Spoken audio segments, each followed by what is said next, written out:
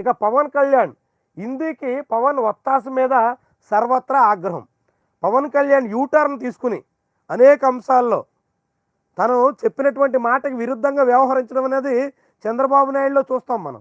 బీజేపీని ఎంత తిడతారు, మళ్ళీ బీజేపీతో కలుస్తారు, కమ్యూనిస్టుల్ని కామెంట్ చేస్తారు, మళ్ళీ కమ్యూనిస్టులతో కలిసి పోటీ చేస్తారు. ఇట్లా అనేక మార్లు తన మాటకు విరుద్ధంగా తానే వ్యవహరించినటువంటి చరిత్ర చంద్రబాబులో బాగా ప్రస్ఫుటంగా కనిపిస్తుంది. ఇప్పుడు పవన్ కళ్యాణ్ చంద్రబాబుని మించిపోతున్నట్టుగా ఉంది. ఆయనే హిందీ వద్దంటారు, ఆయనే మళ్ళీ హిందీ ముద్దంటారు, ఆయనే దక్షిణాదికి అన్యాయం జరుగుతుందంటారు, ఆయనే మళ్ళీ ఉత్తరాదితో కలిసి ముందుకు సాగాలి, ఉత్తర దక్షిణ భేదాలు తీసుకురావద్దు అంటూ కామెంట్ చేస్తారు. ఆయనే హిందుత్వం మీద విమర్శలు చేస్తారు. ఆయనే ఇప్పుడు హిందుత్వాన్ని భుజానెత్తుకుని మోస్తూ ఉంటారు. ఆయనే మోదీ ప్రభుత్వం పాచిపోయి లడ్డూలు ఇచ్చిందంటారు. ఇప్పుడు ఆయనే మోదీ ప్రభుత్వం ఆంధ్రప్రదేశ్ను ఉద్ధరిస్తుందంటారు. ఇట్లా రకరకాల ఒకటి కాదు అనేక విషయాల్లో పవన్ కళ్యాణ్ తనే మాట్లాడిన దానికి తనే విరుద్ధంగా తన మాటలకి తనే కౌంటర్ ఇచ్చుకునేలాగా వ్యవహరిస్తూ అన్ని అంశాల్లోనూ యూటర్న్ తీసుకోవడంలో ఇప్పుడు పవన్ కళ్యాణ్ సిద్ధహస్తుడిగా మారిపోతున్నారు. చంద్రబాబుతో పోటీ పడుతున్నారు, చంద్రబాబుని మించిపోయేలా ఉన్నారు.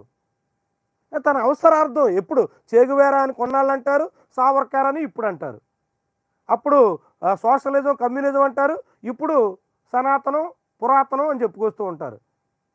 సనాతనం అని చెప్తున్నటువంటి పవన్ కళ్యాణ్ సనాతన విషయానికే వస్తే హిందీ కన్నా తమిళం చాలా సనాతనమైనటువంటి భాష. హిందీ తమిళం మధ్య పోటీ అనుకుందాం. వాస్తవానికి తమిళనాడులో హిందీ వ్యతిరేకత కాదు, హిందీని తమ మీద రుద్దడం మీద వ్యతిరేకత. హిందీ అనివార్యం, హిందీ త్రిభాషా సూత్రం పేరుతో హిందీ కూడా చదవాల్సిందే అనేటువంటి, హిందీ కూడా అన్నింటా ఉండాల్సిందే అనేటువంటి ఒక ఆధిపత్య భావజాలానికి తమిళనాడు ఇప్పుడు వ్యతిరేకంగా కనబడుతోంది. అంతే తప్ప హిందీకి వ్యతిరేకం కాదు. ఆ విషయంలోనే పవన్ కళ్యాణ్ చెప్పినట్టుగా హిందీలోకి తమిళ సినిమాలు ఎందుకు డబ్ చేస్తున్నారంటూ ఈయన ప్రశ్నిస్తున్నారు. మరి ఆయన హిందీ సినిమాల్ని తమిళ సినిమాల్ని ఎందుకని తెలుగులో రీమేక్ చేసుకుంటారు? పవన్ కళ్యాణ్ తీసినటువంటి సినిమాల్లో మొత్తం రీమేక్లే, 99% రీమేక్ సినిమాలే తీశారు ఆయన. మరి ఈయన ఎందుకు తమిళ సినిమాలు రీమేక్ చేశారు? తమిళ సినిమాల్ని కామెంట్ చేశాడంటే ఆయన ముందు ఆయన ఎందుకు రీమేక్ చేసుకున్నారు? సో కాబట్టి నిజంగా పోటీ పెడితే సనాతనం అంటే తమిళమే సనాతనమైంది. అంతా కలిపి హిందీ భాషకి 600 ఏళ్ళు కూడా చరిత్ర లేదు, దానికన్నా చాలా పురాతనమైనది తమిళం. మరి సనాతని అని చెప్పుకునేటువంటి అనాపాలజిటిక్ సనాతని తమిళ భాష కదా పరిరక్షణ కోసం నిలబడాల్సింది, తమిళం మీద ఇంకో భాషని రుద్దే ప్రయత్నాన్ని కదా వ్యతిరేకించాల్సింది. అదే ఇప్పుడు ప్రశ్న పవన్ కళ్యాణ్కి. అప్పుడు నువ్వు వ్యతిరేకించి ఇదిగో అప్పుడు హిందీ గో బ్యాక్ అంటూ తనే పోస్ట్ చేసి ఇప్పుడు దానికి విరుద్ధంగా హిందీని ఉండాల్సిందే, హిందీని మనం అందరూ అంగీకరించాల్సిందే అనేటువంటి రీతిలో ఎందుకని నాలుక మడత పెట్టారు, ఎందుకని యూటర్న్ తీసుకున్నారు, ఎందుకని మాట మారుస్తున్నారు అంటూ ఇప్పుడు ఆంధ్రప్రదేశ్ నుంచి ప్రశ్నలు తక్కువే వస్తున్నాయి. కానీ ఇప్పుడు పవన్ కళ్యాణ్కి దేశమంతా ఇప్పుడు తమిళనాడు సహా అనేక రాష్ట్రాల నుంచి పవన్ కళ్యాణ్ని నిలదీసే ప్రయత్నం చాలా జోరుగా సాగుతుంది. ప్రకాష్ రాజ్ వాళ్ళ లాంటి ట్వీట్లు బాగా వైరల్ అవుతున్నాయి. ఇది పవన్ కళ్యాణ్కి ఇప్పుడు ఊపిరి సలపని పరిస్థితి. చివరికి ఆయన వివరణ ఇచ్చుకోవాల్సినటువంటి స్థితికి వచ్చింది. తొలిసారిగా పవన్ కళ్యాణ్ తాను తీసుకున్నటువంటి యూటర్న్కి వివరణ ఇచ్చుకున్నారు. ఆయన ఏమంటారంటే ఇప్పుడు తానేమి భాష ఆధిపత్యానికి అనుకూలంగా మాట్లాడలేదు, ఏ భాష అయినా ఏ భాష మీదైనా రుద్దితే దాన్ని వ్యతిరేకిస్తాను, కానీ భాష నేర్చుకునేటువంటి ప్రయత్నాన్ని అడ్డుకోవడం తగదు అంటూ ఆయన మళ్ళీ నిన్న కాసింత స్వరం సవరించుకుని తాను చెప్పినటువంటి మాటకి విరుద్ధంగా తానే వ్యవహరిస్తున్నాడు అనేటువంటి విమర్శలు వెల్లువెత్తడంతో నిన్న మళ్ళీ పవన్ కళ్యాణ్ ఎక్స్లో వివరణ ఇస్తూ ట్వీట్ చేయాల్సిన పరిస్థితి వచ్చింది. అంటే పవన్ కళ్యాణ్ ఎలాంటి పరిస్థితికి వెళ్ళిపోతున్నారో చూడండి. ఇదే మనం అంటుంది యూటర్న్లో చంద్రబాబుకి పోటీగా పవన్ కళ్యాణ్ వస్తున్నారా అనేటువంటి కామెంట్కి ఇదే కారణం. ఆయనే తమిళులు హిందీని ఖచ్చితంగా అంగీకరించాల్సిందే అన్నట్టుగా కామెంట్ చేస్తారు. అంతకుముందు బీజేపీతో వ్యతిరేకించినప్పుడు హిందీ గో బ్యాక్ అంటూ పోస్టులు చేస్తారు.